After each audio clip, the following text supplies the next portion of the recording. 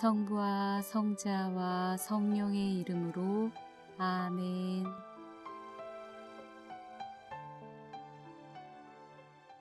12월 1일 대림 제1주일 마테오복음 24장 37절에서 44절의 말씀입니다. 그때 예수님께서 제자들에게 말씀하셨다. 노아 때처럼 사람의 아들의 재림도 그러할 것이다.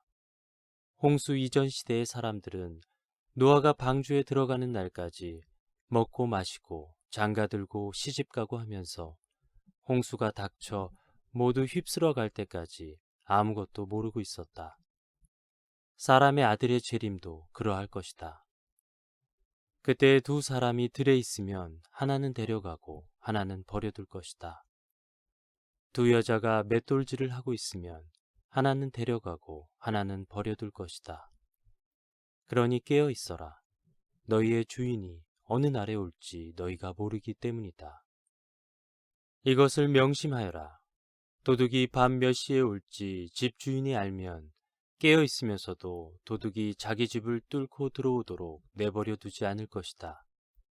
그러니 너희도 준비하고 있어라. 너희가 생각하지도 않은 때에 사람의 아들이 올 것이기 때문이다.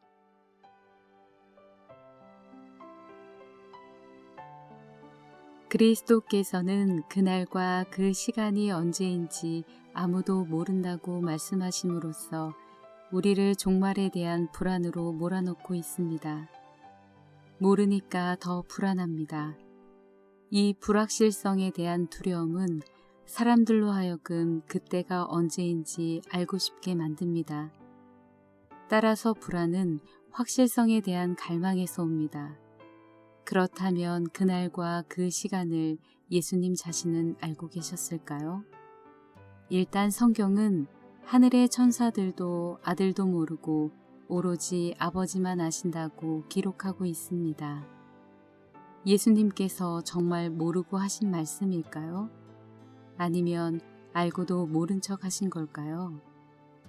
예수님께서는 그때가 언제인지 몰라 불안해하는 우리에게 그날은 천사뿐만 아니라 당신 자신조차 모르신다고 못 박음으로써 우리가 그 날짜에 아예 관심을 갖지 않도록 하십니다. 아는 것이 힘일 줄 알았는데 모르는 게 약이라는 겁니다. 사실 종말에 대해 아무도 모른다고 하신 것은 불안감을 조성하려고 한 것이 아니라 두려워하지 말라는 차원에서 하신 말씀입니다. 안다고 해서 두려움이 없어지는 것은 아닐 테니까요. 두려움을 떨칠 수 있는 유일한 방법은 종말이 언제인지 아는 것에 있지 않고 그때가 반드시 올 것이라는 분명한 사실을 받아들이는 것에 있기 때문입니다. 불안은 불확실성으로부터 오는 것이 아니라 확실한 것을 받아들이지 못함에서 일어나기 때문이죠. 어차피 세상 종말은 죽음처럼 우리가 생각하지도 않은 때 올 것이 분명합니다. 죽음처럼 막연하면서도 확실한 것이 또 있나요? 결국 종말은 받아들임의 문제입니다. 우리의 믿음은 받아들이는 태도를 기초로 삼습니다.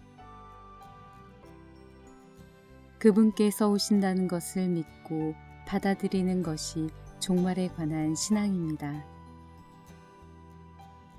의정부 교구 김정일 안드레아 신부님의 묵상글로 함께했습니다.